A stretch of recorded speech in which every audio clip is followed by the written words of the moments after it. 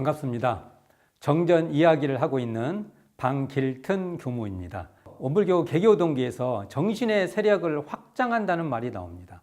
정신의 세력을 확장하는 그 공부가 바로 마음 공부라 해도 타당합니다.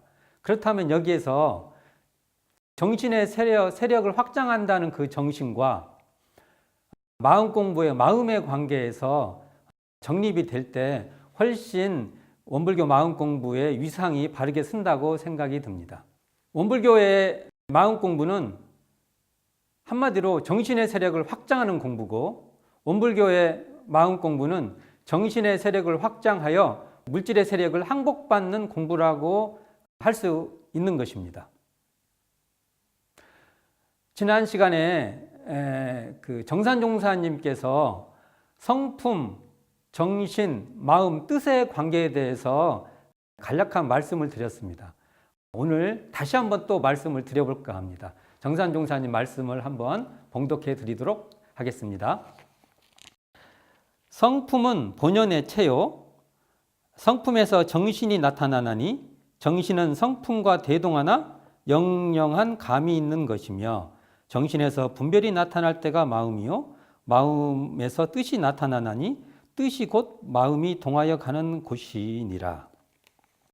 보통 여기서 성품, 정신, 마음, 뜻의 연관관계에 대해서 말씀을 하고 계시는데요. 모든 용어는 그 문맥에 따라서 해석이 돼야 됩니다. 문맥에서 독립돼서 그 용어만이 그 독자적으로 가지고 있는 것은 우리가 그냥 개념 정리할 뿐이지, 사실은 문맥에 따라서는 다양한 의미로 이렇게 사용됩니다. 여기서 정산종사님 말씀을 살펴보면 정신은 성품과 마음의 사이에 있어요. 이 사이라는 것이 공간적, 시간적 사이를 말하는 게 아니고 그 의미적인 사이에 있다는 것입니다. 그러면 성품은 뭐냐? 성품은 보통 우리가 근본심이라고 말을 합니다. 성품은. 그리고 마음은 분별심이라고 말합니다.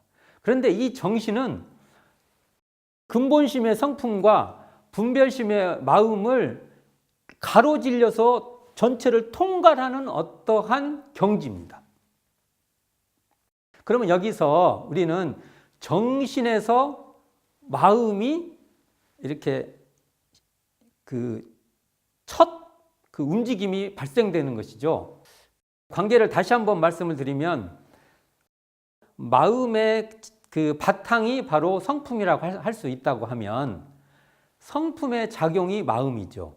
이 두 관계를 통괄해서 중심을 잡고 있는 그 자리를 정신이라고 할 수 있는 것이죠. 좀 어려운 말로 한다고 하면 정신은 마음으로 작동되는 초동 또는 시동, 시작하는 움직임, 이 정도로 언어적으로 규정을 할 수가 있겠죠. 그러면 마음은 또 어떻게 사용되냐? 마음 공부 많이 말씀을 하는데, 마음은 두 가지 차원에서 설명을 할 수 있습니다. 하나는 넓은 의미의 마음이 있고, 또 하나는 좁은 의미의 협의의 마음으로 우리가 설명할 수 있습니다.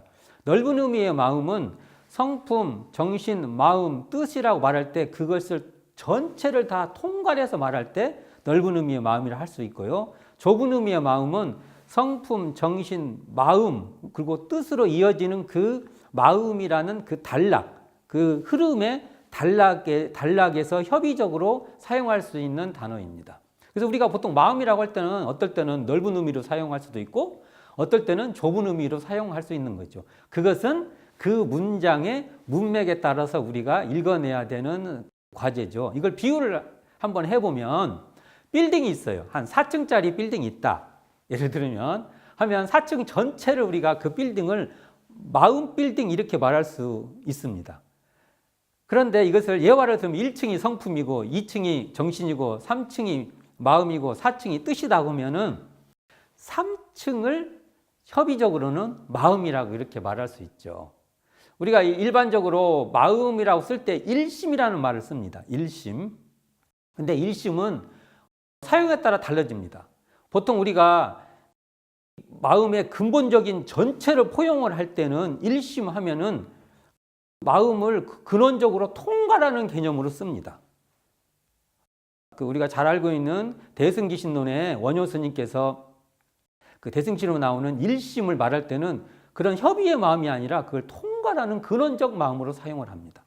그러나 우리가 일심 집중한다고 할 때 일심 이렇게 사용할 때는 우리가 마음 차원에서 그 일심되는 그 뜻 거기까지를 포함하는 개념으로 협의적으로 사용하는 것이죠.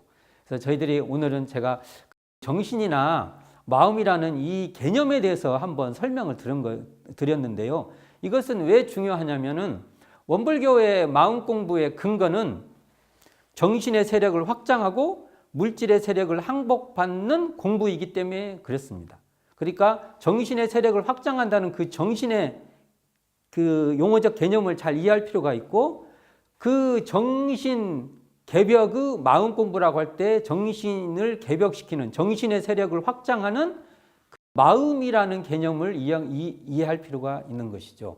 그래서 저희들이 용심법, 그러면 마음을 잘 작용하고 마음을 잘 사용한다고 할 때 그 마음의 차원이 정신의 세력을 확장해서 그 마음을 잘 사용하는 것이다 라고 우리가 정신개벽 개교 동기에 있는 정신의 세력을 확장한다는 그 뜻에 근거를 해서 우리가 이해할 때 소태산 대종사께서 마음공부라고 할 때 근거가 더 확연하다고 주장할 수 있을 것입니다.